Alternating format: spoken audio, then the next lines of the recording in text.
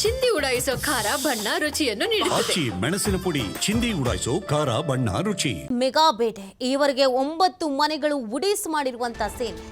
ಅನ್ಸಾರ್ ಉಲ್ ಹಕ್, ಜಾಕಿರ್ ಅಹಮದ್ ಗನಿಗಾ, ಶಾಹಿದ್ ಅಹಮದ್ ಕುತಾಯ್, ಜಾಹಿದ್ Ahmed Harris, Asif Ahmed, Adil Thokar ಮನೆ, ಉಗ್ರ Farooq Ahmed, Adnan Shafi ಮನೆ, ಜಮೀಲ್ ಅಹಮದ್ ಶೀರ್ ಗೋಜ್ರಿ ಮನೆಗಳನ್ನ ಧ್ವಂಸ ಮಾಡಲಾಗಿದೆ.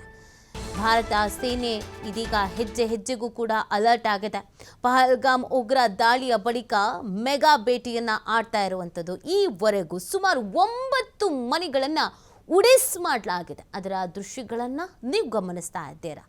ಕೆಲವೊಂದಷ್ಟನ್ನ ಬ್ಲಾಸ್ಟ್ ಮಾಡಿದ್ದಾರೆ, ಕೆಲವೊಂದಷ್ಟನ್ನ ಬುಲ್ಡೋಸರ್ ಮುಖಾಂತರವಾಗಿ ನೆಲಸಮ ಮಾಡಿದ್ದಾರೆ.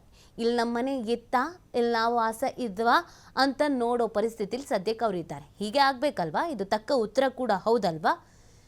ನಮ್ಮ ಪ್ರಾಣ ಜೊತೆಗೆ ಚೆಲ್ಲಾಟ ಆಡ್ತಾರಲ್ವಾ? ನಮ್ಮ ದೇಶದಲ್ಲೇ ಇದ್ಕೊಂಡು ನಮ್ಮ ಪ್ರಾಣಕ್ಕೆ ಕುತ್ತು ತರೋ ಕೆಲಸ ಮಾಡ್ತಾರೆ.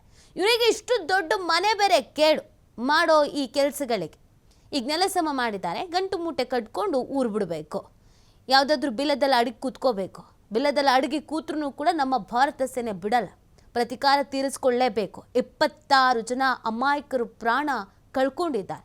ಅವ್ರ ಕುಟುಂಬಸ್ಥರು ಕಣ್ಣೀರು ಹಾಕ್ತಿದ್ದಾರೆ, ಶಾಪ ಹಾಕ್ತಾ ಇದ್ದಾರೆ. ಇಡೀ ಭಾರತೀಯ ಪ್ರಜೆಗಳು ಈ ಪ್ರತಿಕಾರವನ್ನು ಕೇಳ್ತಾ ಇದ್ರು.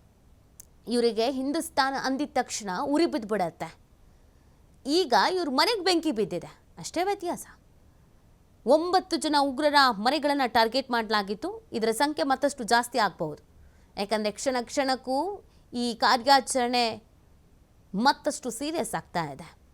ಮೊನ್ನೆ 2, ಆಮೇಲೆ 3, ಆಮೇಲೆ 3 ಹೀಗೆ ದಿನದಿಂದ ದಿನಕ್ಕೆ ಈ ಉಗ್ರರ ಮನೆಗಳನ್ನು ನೆಲಸಮ ಮಾಡುವಂಥ ಸಂಖ್ಯೆಗಳು ಜಾಸ್ತಿ ಆಗ್ತಾಯಿದೆ. ಟೋಟಲ್ ಆಗಿ 9 ಮನೆಗಳನ್ನು ಇದೀಗ ನೆಲಸಮ ಮಾಡಿರೋದು.